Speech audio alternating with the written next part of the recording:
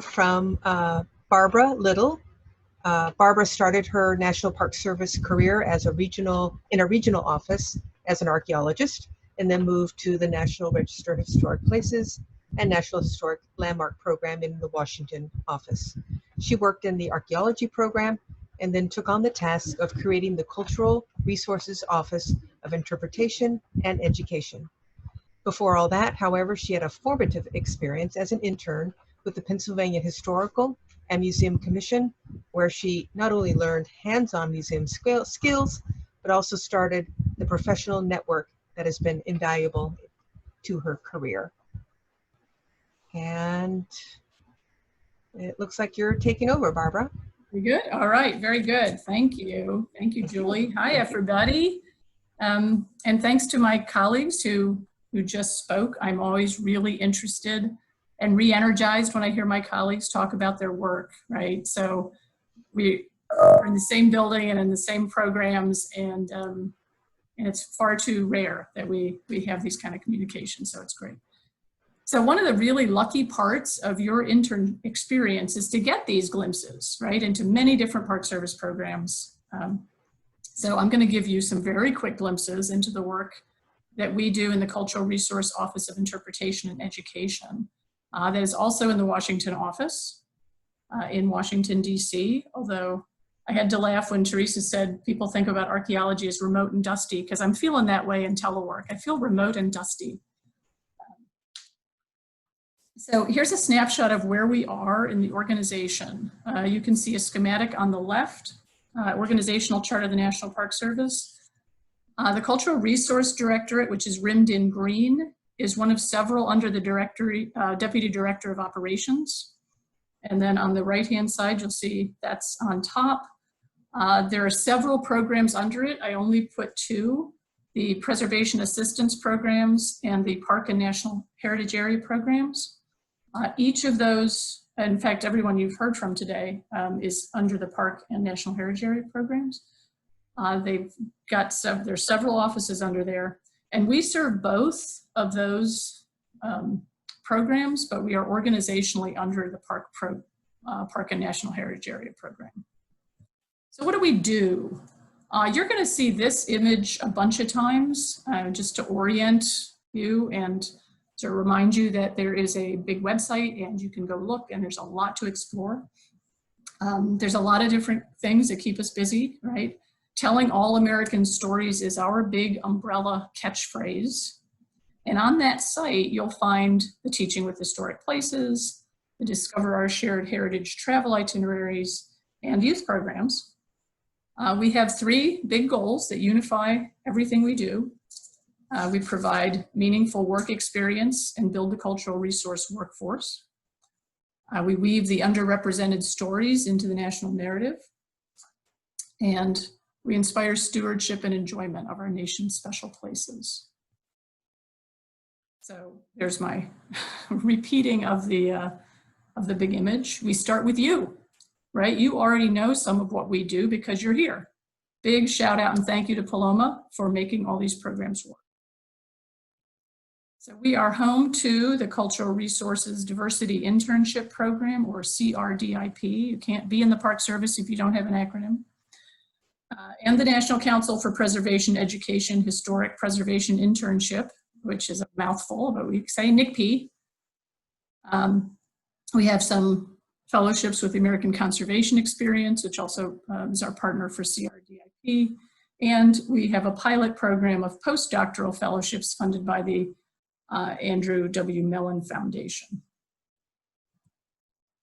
All right, heritage travel itineraries have been around for a long time. They started out in paper, big paper fold-up brochures. They spotlight different historic communities, historic places. Some are thematic and some are very focused geographically. I encourage you to go explore. These itineraries were originally designed physically for actual travel, but then even online for actual travel before the web worked the way it does. So we are taking them in a somewhat different direction, so to speak. We are now encouraging virtual trips, not just because of the pandemic, but also for all kinds of reasons. But these are nice ways to explore places in parks and places that are listed in the National Register of Historic Places online, and do a little armchair travel. So we've got dozens of these itineraries. There's just two on the board here: Travel Where Women Made History, and the Civil Rights Movement, which is interconnected with the African American Civil Rights Network that Portia talked about earlier. So please explore those. They're really fun. All right. Also, we've got Teaching with Historic Places. This is a program, again, it's been around for a long time. It uses historic places to teach history, civics, geography, social studies. It gives a lot of materials to teachers to teach place-based history.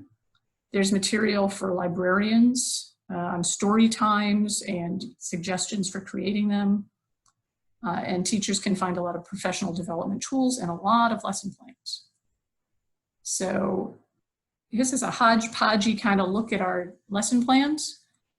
They're actually 18 themes, not just these 6. And you can go on the site and you can find things by theme, time period, state. If you're interested in looking at what's in your state, go take a look. And then you'll see in the upper right-hand corner, we have a new series called Women's History to Teach Year-Round. And that's there because I want to give a shout out to NCPE intern Talia Brenner, who recently finished this series of 11 lesson plans with classroom activities that pull out really interesting tidbits of women's history from some of the longer lesson plans. And the title, of course, is meant to say, hey, you can teach women's history not in March. You can teach it all year round. All right, so this is the big umbrella chunk of what we do, telling all American stories. Some history hurts, some of it heals. We really do mean all Americans and all of the stories. And some of the healing is really being able to see yourself and each other in your country's history. So here's just an example of some of the work we've done, right? The tweet during Pride Month talks about the history of America in all its diversity and complexity.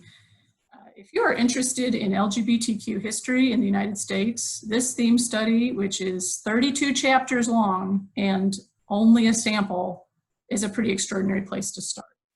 The Pride Guide is a companion piece to it that is a community discussion guide with a page, a summary and an activity for each of those 32 chapters.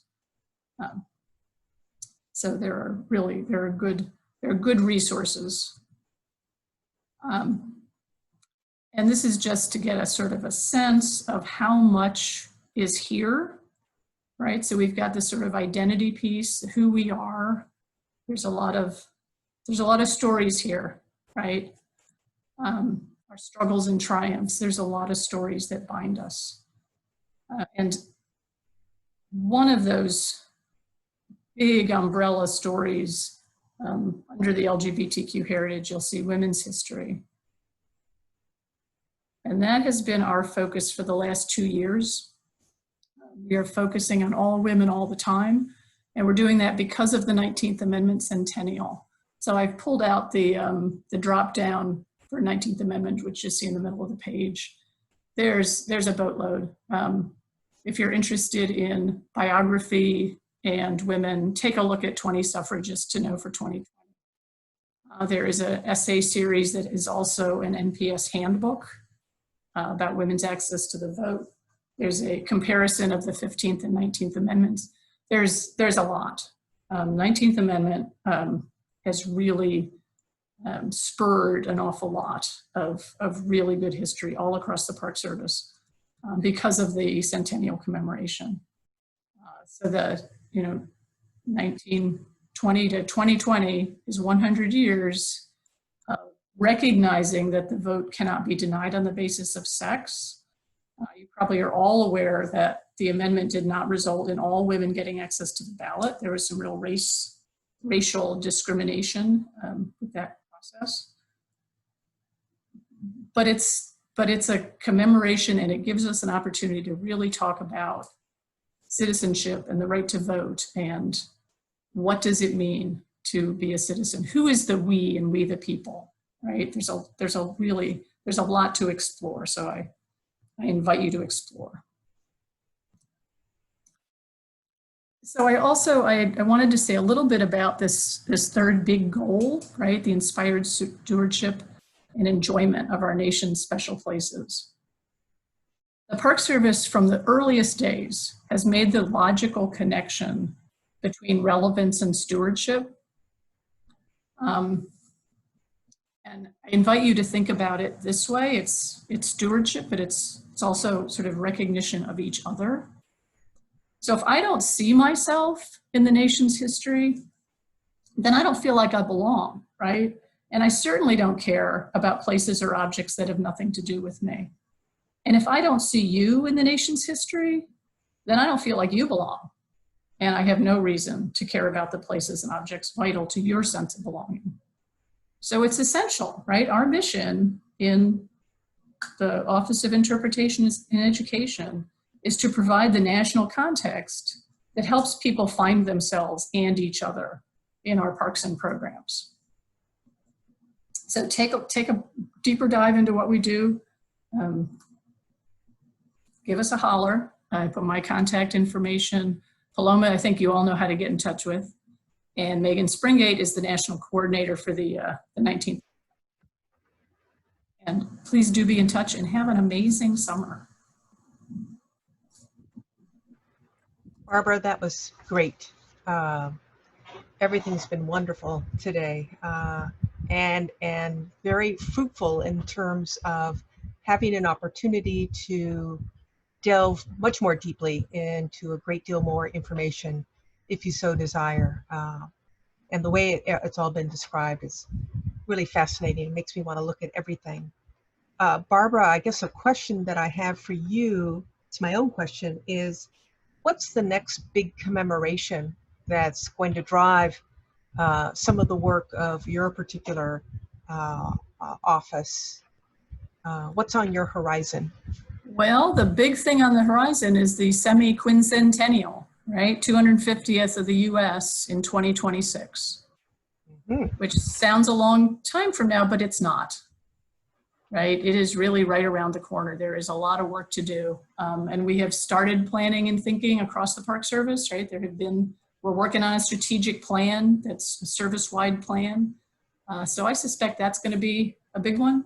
Mm-hmm. Wow, yeah, that would be a big one. I'm not seeing any other questions, so I'm going to introduce our last speaker.